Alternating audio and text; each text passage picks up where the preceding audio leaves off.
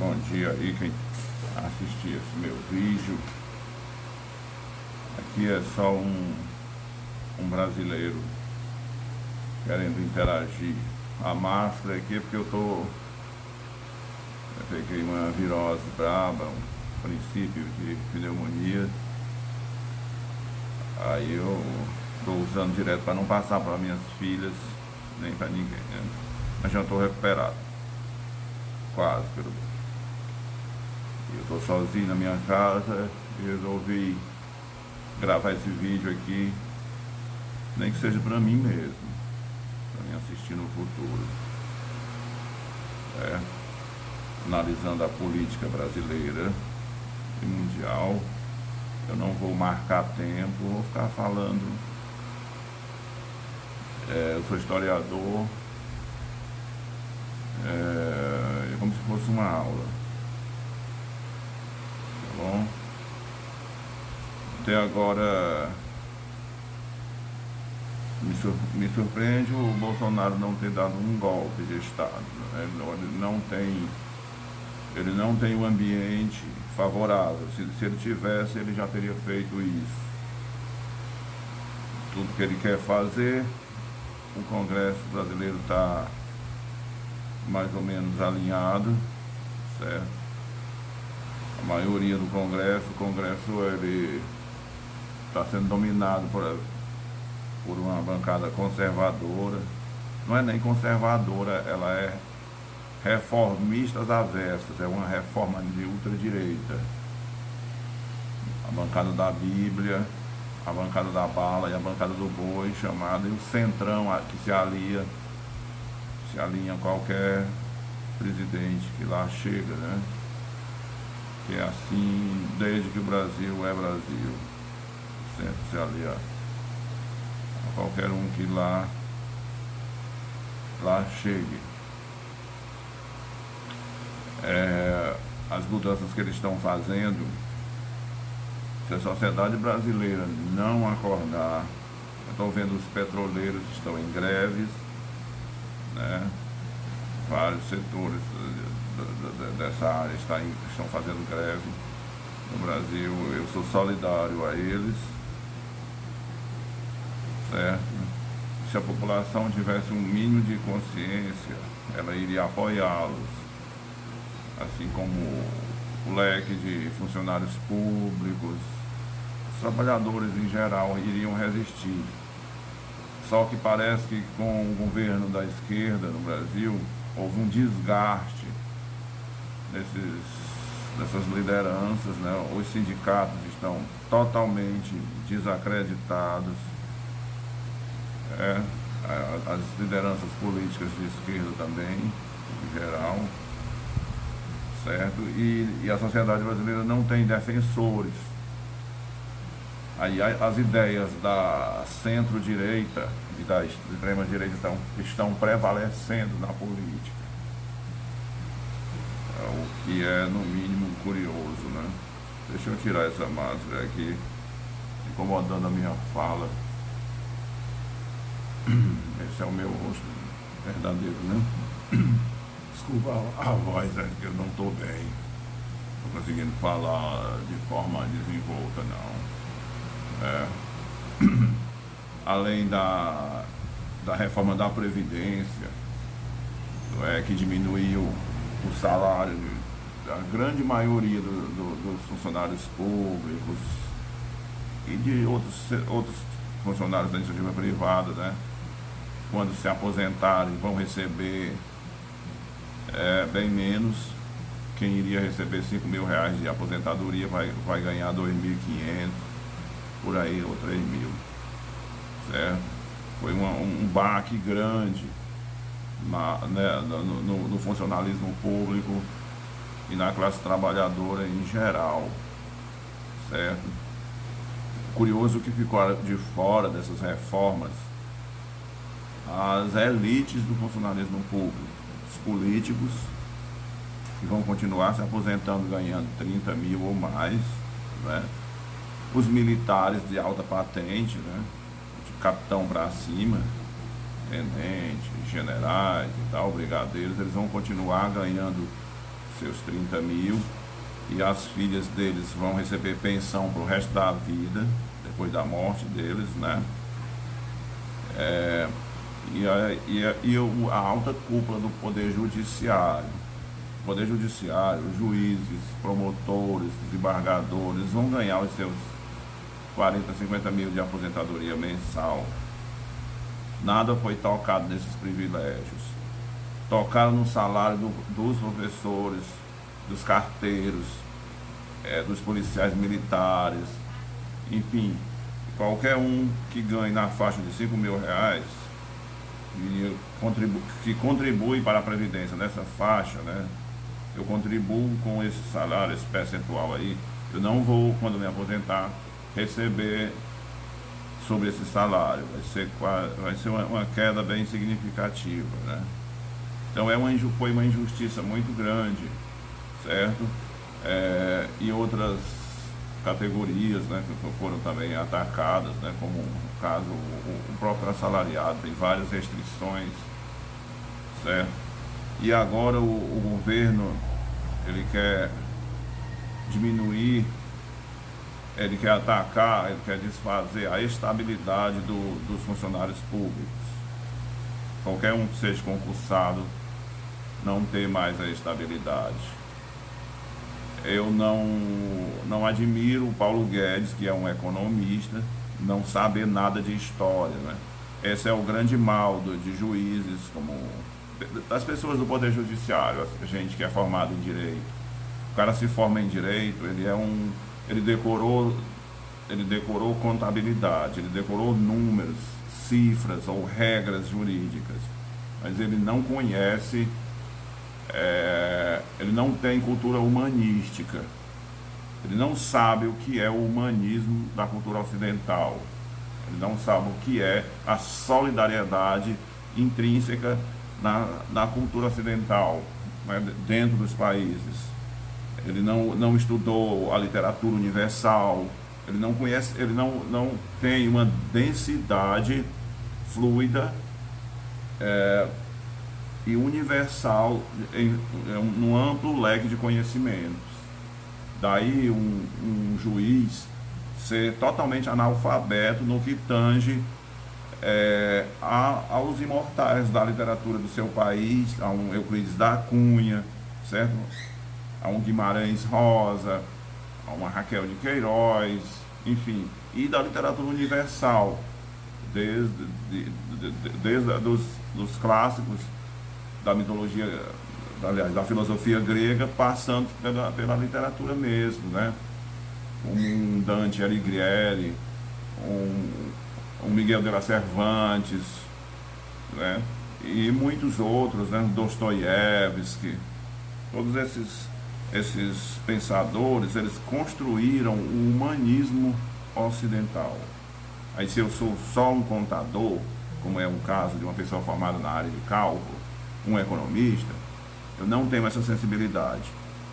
Aí desconhece também a sua história, a história do seu país. Ele chegou à universidade, estudando em cursinho, decorando datas, decorando nomes de batalhas, mas não entende o que é a alma de sua própria nação. Ele não entende o que é os sertões de Euclides da Cunha. Ele não sabe o que é a obra de Machado de Assis, qual a contribuição dela ou dessa literatura para forjar um sentimento de brasilidade, um sentimento identitário com o seu povo. Eles não sabem isso, certo? Aí, sem estudar a história além das datas, além dos nomes dos generais e dos presidentes, e na época do Império, né, no nome do imperador e das suas ações e dos seus ministros, do seu gabinete liberal, gabinete conservador, além das datas, dos grandes acontecimentos, ele não vai além, ele não foi além, formou-se em Direito, passou num concurso, né, para ser um desembargador, para ser um procurador, para ser um juiz de primeira instância e até dos tribunais superiores, sendo um analfabeto no que tange ao humanismo, no que tange a literatura universal, no que tange a um saber plural que dê conta da totalidade da produção humana a nível de Ocidente.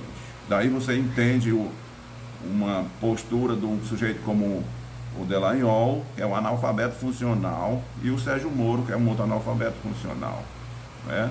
Eles, cegos, tomaram uma postura partidária, fizeram dos seus cargos um nicho de um partido político, transformaram o Ministério Público, transformaram a Justiça Federal de primeira instância e de segunda instância numa espécie de instância do poder político para atuar nas eleições, para interferir na preferência do eleitorado, para conduzir os destinos políticos do seu país.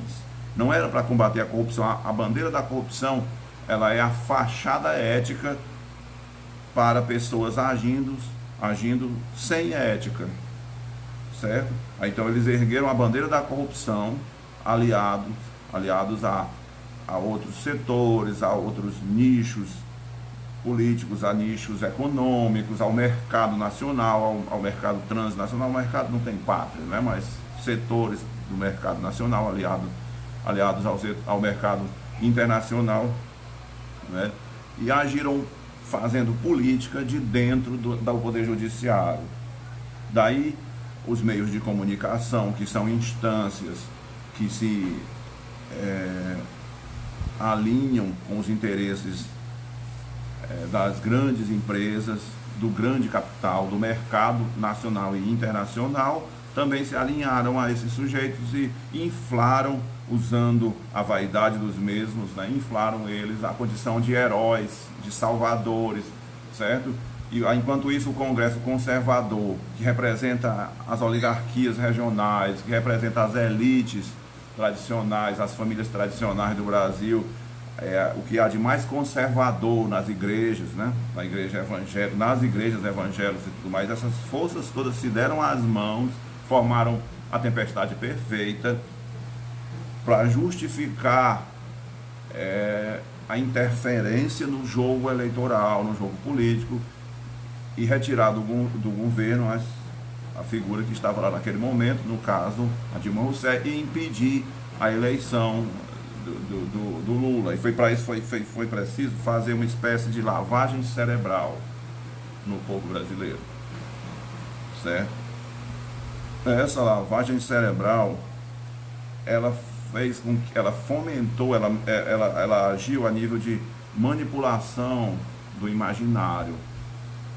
Não só essa força poderosa que são as redes sociais, que é o YouTube, que é o Face, que é o WhatsApp, né, que são uma nova tecnologia de comunicação sem qualquer controle, né, que foi dominada pelo senso comum de pessoas despreparadas, de pessoas de índole raivosa, de gente rasa, gente rasteira, sem preparo, sem a instrução adequada para ter uma ferramenta de comunicação nas mãos, né? Além dessas forças, né? Estiveram alinhados aí a grande mídia, que se beneficiou com o desmonte, né? Com essa lavagem cerebral. Aí eles balançaram tanto o galho, eles toldaram tanto a água, eles sabotaram tanto a economia, que o país ficou ingovernável por um tempo, a economia foi à lona por um tempo, está muito difícil de recuperar o país, certo? O país está sendo vendido, as estatais estão vendendo as reservas de petróleo, estão leiloando tudo, até a Casa da Moeda do meu país a gente vai vender, nem o dinheiro a gente vai fazer mais. O dinheiro brasileiro vai ser feito por uma empresa estatal chinesa, provavelmente quem vai ganhar a compra da Casa da Moeda, né? E por aí vai, certo? O país está sendo desmontado. Aí agora, recentemente, depois da aprovação dessa reforma da Previdência, o ministro Paulo Guedes, que é quem governa de fato o Brasil, né? O Bolsonaro terceirizou a administração do país, quem manda é o Paulo Guedes. Só um minutinho que eu tô...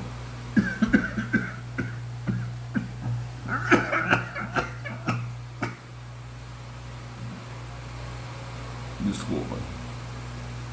Eu já falei, eu não estou bem de saúde, né? Eu estou até meio febril. A esperança no futuro e a necessidade de fazer a minha parte que me leva a estar aqui diante dessa câmara. Eu fazer a minha parte, poder me olhar no espelho, né? Não estar no meio do rebanho dos tolos, de gente que está acompanhando a loucura que se tornou o Brasil com esse governo apátrida, inimigo de pobres, inimigo da classe média, inimigo da sociedade brasileira como um todo, favorável apenas às elites e às oligarquias e ao capital, claro, né?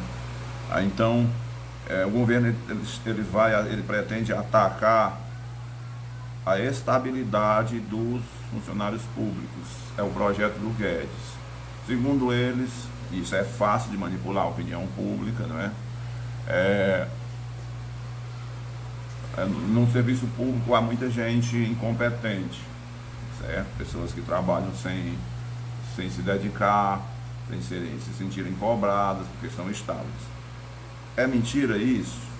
Se você pegar 1 milhão de pessoas ou mais, você vai encontrar pessoas assim. Do mesmo jeito que você encontra na iniciativa privada, certo?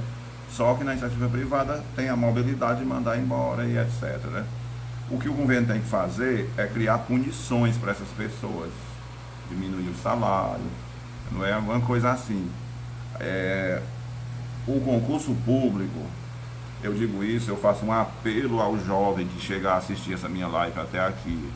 Meu jovem, meu irmão, garoto, garota, escute esse velho, por favor, essa pessoa que já é mais experiente que você, e é um historiador, é alguém que estudou o passado do seu país, que sabe o que está falando. Olha, o concurso público, ele possibilitou que o mérito prevalecesse no Brasil. Não era, antigamente, antes da Constituição de 88, e antes da prevalecência dos concursos públicos, os prefeitos combinavam com os governadores e com os deputados estaduais e federais para lotear os cargos. Então, era os professores, né, aquela tiazinha que é a vovozinha que dava aula nos anos 70, ela nunca foi concursada, cara. Ela não tinha liberdade para nada, ela foi escolhida porque ela era de uma família X ou Y, que era das famílias tradicionais daquela cidade. Se você for de uma família tradicional, né, e não quiser estudar, foi incompetente, então seja favorável ao fim da estabilidade e ao fim dos concursos públicos, certo? Aí assim, não só a professora, o carteiro, o guarda da esquina, a polícia militar, o delegado de polícia, certo? Todos os funcionários públicos que atuavam no cenário municipal, sejam eles do município ou pagos pelos cofres do estado ou dos cofres do país, no caso os funcionários do Correio, ou funcionários de empresas estatais que atuavam ali, de energia elétrica, certo?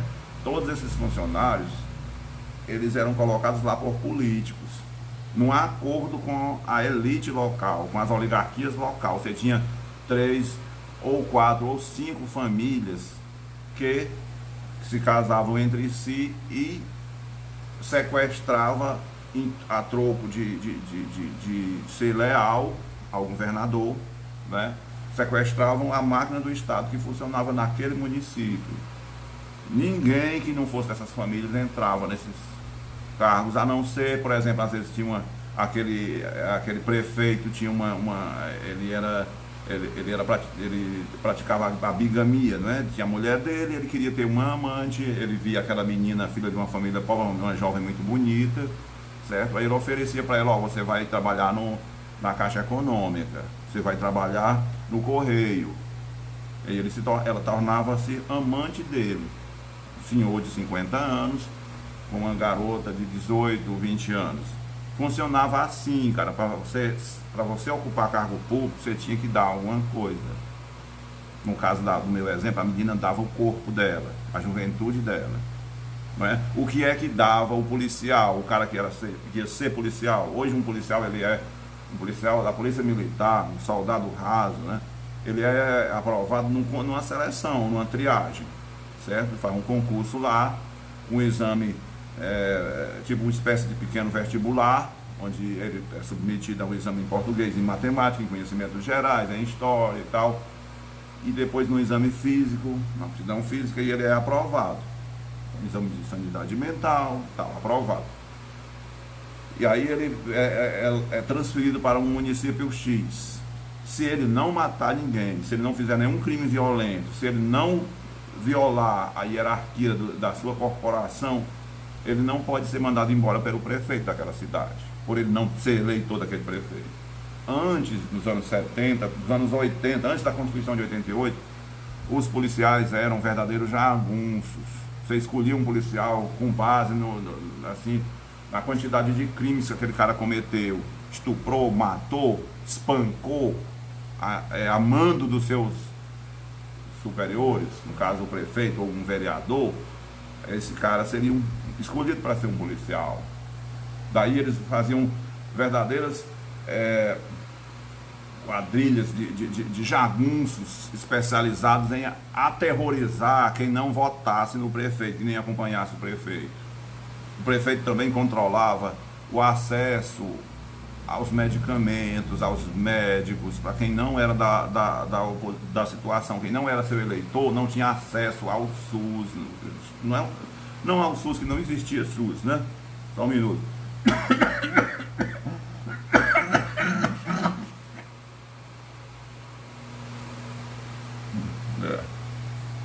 Tá piorando a minha crise, né?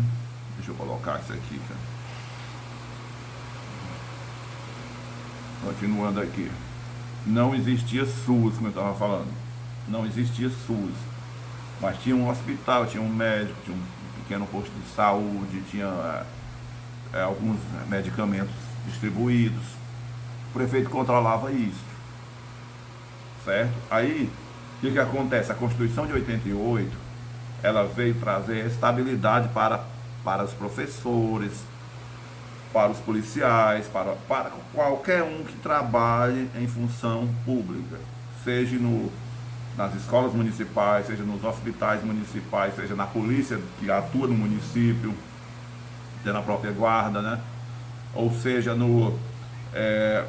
enfim, qualquer instituição municipal que esteja servindo no município, seja ela estadual, municipal, estadual ou federal, ela é, desde 88, preenchida por concurso público.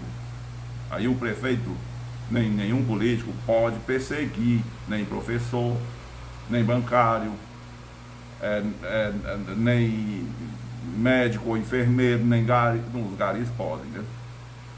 Isso é outra história.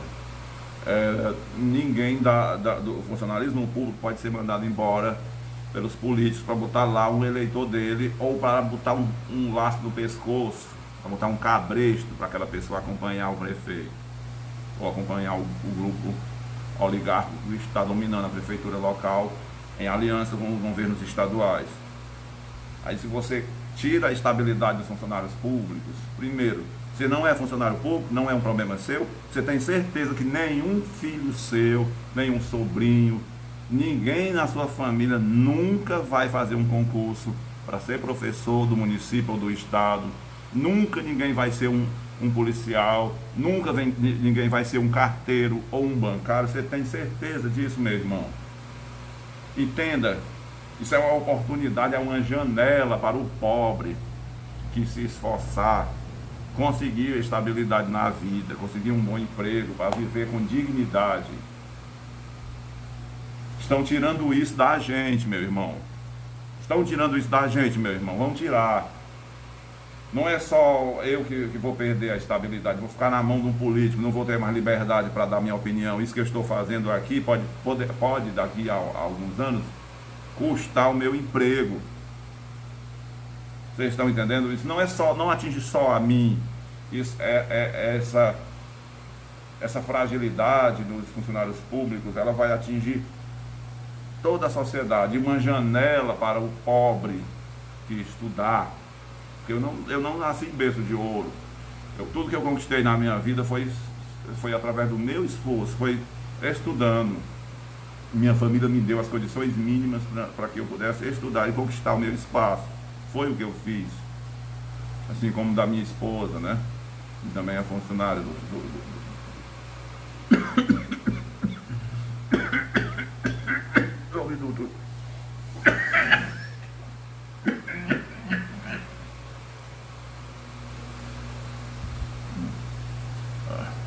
desculpa, mas eu tenho que falar isso, senão eu até enlouqueço vendo os rumos que o meu país está tomando, não tendo onde falar, nem com quem falar. Então, assim, é uma janela que está se fechando para os pobres. E aos evangélicos, meus irmãos evangélicos, eu sou católico, eu sei, vocês são muito contra a adoração de imagens, eu entendo. Está na Bíblia mesmo, que não se pode adorar imagens e tal. Mas assim, nós acreditamos no mesmo Deus, único e universal, que é Jeová, né? O Deus da Bíblia, o Pai de Jesus Cristo.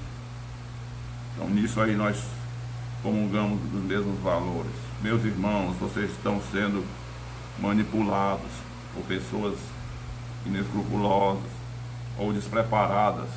Quando não é mal intencionada, é uma pessoa despreparada, que não estudou adequadamente, que não leu a história, que não entende nada do que está falando aí, certo? Então assim, vamos acordar, meus irmãos, que vocês estão se deixando manipular por esse governo que não tem compromisso com a pobreza, não tem compromisso com a distribuição da riqueza. O Jesus Cristo de muita gente que está na igreja aí é outro Jesus, cara. Não é o Jesus da tradição cristã, que prega a paz, o perdão, o amor, a tolerância. Não é esse Jesus aqui, ó, um Jesus que está de braços abertos para perdoar, para amar o próximo, para tolerar o diferente, quando o diferente não quer se deixar hegemonizar pelos valores da sua igreja. Tem a dele, ele não acredita na sua, ele acha que a dele é a correta. Então o que o verdadeiro Jesus, o verdadeiro cristianismo ensina? Conviva com o diferente. Vocês estão se deixando enganar, meus irmãos. Vamos acordar. Falei já muito, eu não sei se eu continuo. Está dando uma temperatura um pouco alta da hora, quase eu tomar aqui um antitérmico, né? Eu ainda teria muita coisa para falar, cara. Estou muito frustrado com os rumos que o meu país vai tomar. Eu estou falando aqui, mas eu não acredito que nem o que eu falo vai surtir nenhum efeito e nem que o nosso destino possa ser melhor. Nosso país está caminhando para a barbárie. Nós vamos regredir nas conquistas da cidadania e da democracia. Nós vamos regredir nas conquistas da república. Nós vamos voltar a uma fase onde o Estado brasileiro só existia para 30% da população. Os outros 70% estavam condenados à miséria, ao desabrigo, ao desespero. Não era não fazia parte da pauta dos governos dar acesso à saúde, dar acesso à educação para negro, para pobre, para índio, para pardo em geral. Índio que eu quero dizer pessoas de raça indígena, né? da fenotipia indígena. Não era uma obrigação dos governos se preocupar com a miséria da grande maioria da sua população. No início do século XX não era assim. Aliás, era assim, né? No início do século XX.